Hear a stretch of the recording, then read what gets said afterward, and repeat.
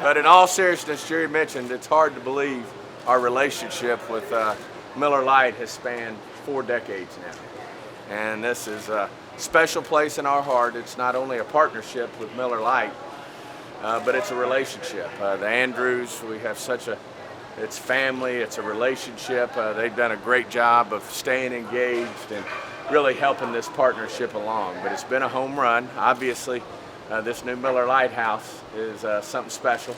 As you can see, we've really tying into here a theme, really trying to connect Cowboys and Miller Lite in every possible way.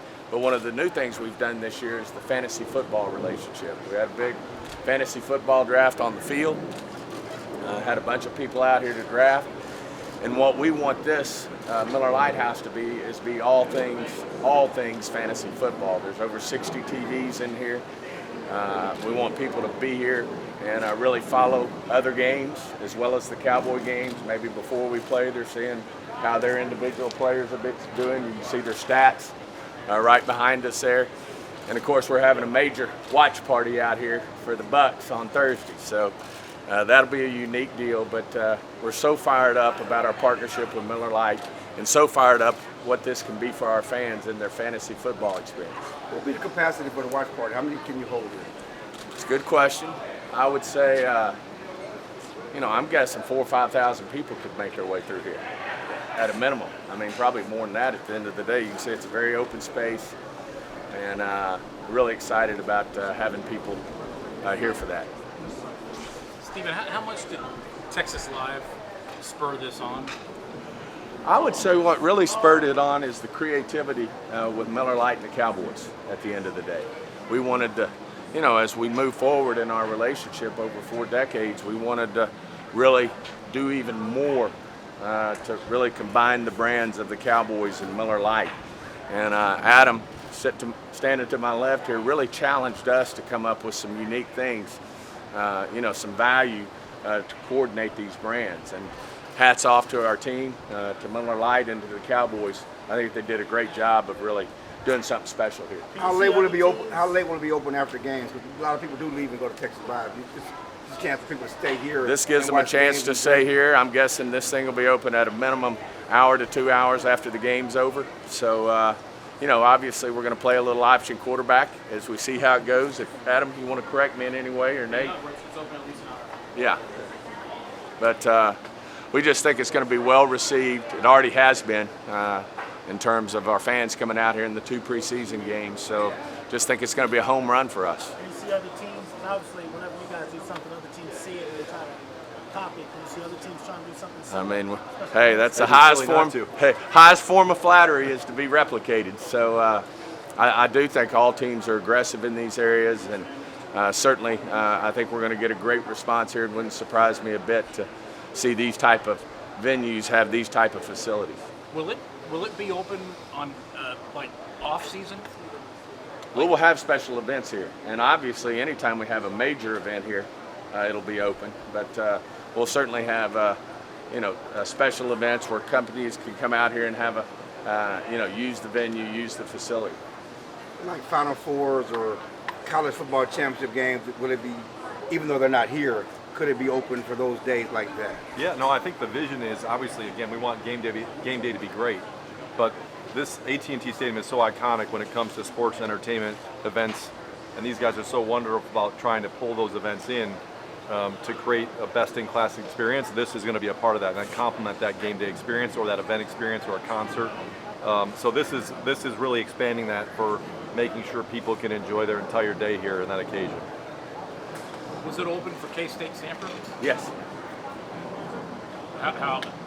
What were the reports? What we get back on Kansas State and Stanford out here? Sales. Yeah. Well, I mean, just was it a good crowd? And yeah. So between that and preseason sales have been obviously so we're just Thursday night's a great chance for the public to come out, right? It's open to the public. And so, really to get a first-hand experience, anybody in the Dallas-Fort Worth area, hopefully they'll get out and get a chance to come here and watch the Cowboys kick off the NFL season here, the 2021 season against the Buccaneers. Moving to Thursday night. 60 places to watch it here. Moving to Thursday night. What's your hope on Zack Martin? Could he fly? Could he get a chance to fly in Thursday? It's still not out of the question. We hadn't ruled him out totally. He's obviously, the protocol is the protocol. It is what it is. He's got to put together 2 negative tests and be able to make it, and don't want to comment on where he is in that part of it because it's medical. But we won't rule anybody out until there's no chance to play. Just saying, but could you fly him in, or yes. Does he have to leave on Wednesday? Could No, you fly him in on Thursday? we could fly him in on Thursday. Okay, so y'all are making tentative plans to do that if it's proper. On all our players that are on the COVID list, we're making those type of plans for Noah, everybody. Is he? Night, the whole crew. When you're 53, is everyone vaccinated or are you close? We're close, but we're not 100% yet. What percentage are you? We like 3 guys at this point. From being completely vaccinated or Completely vaccinated. Three- Well, 3 guys who hadn't started the process. So Everybody else is either done or started. Okay, so 3 guys that haven't started. Practice squad and everybody. Everybody's going to be a part of the team. Can you tell us if Zack has been asymptomatic yet? Don't want to get into those details. It's very difficult. Because the 2 test thing doesn't even start till he's asymptomatic. Right. Well, we feel very good that he's doing really well. Just your excitement for Thursday. But you're correct about your statement. You have to be asymptomatic before you can start testing. In the protocol. Before they count. Before they those 2 count. Yeah. And he is. According to Jerry, he's taking 1 test today. If he said it, then then it's so. Just talk about your excitement about Thursday, though. Well, it just doesn't get any better. I mean, you get to play against Tom Brady, the greatest quarterback of all time, won more Super Bowls. You're going against a Super Bowl champion in the Buccaneers. They pretty much signed their whole team back, so they're going to give you every challenge. We're going to see what the best was last year, and then, of course, on our end, we're fired up just to get Dak back, get Tyron Smith back, get a lot of our players back in action that we didn't have last year. So obviously that's exciting. And then, of course, the big unknown, you're certainly seeing signs that it's taking some big jumps is our defense. And, Mike's hiring a Dan Quinn, and what we're doing over on the defensive side of the ball really gives us, great reason for optimism. And certainly we're excited to see how that's going down. That defense is going to be challenged, though. When you're going against the greatest quarterback of all time, you're going to get your opportunities to see how much you've improved. No limitation with Dak at all. He's 100% cleared. 100% ready to go. How's he looked in practice? What you He's looked outstanding. Steve, do you think this COVID stuff will be as challenging as it was last year, or do you think, or maybe even more? No, I don't think so. I mean, I think hats off to the NFL, hats off to the 32 clubs. I think we've really got a good experience from last year, and certainly you're gonna have some of it.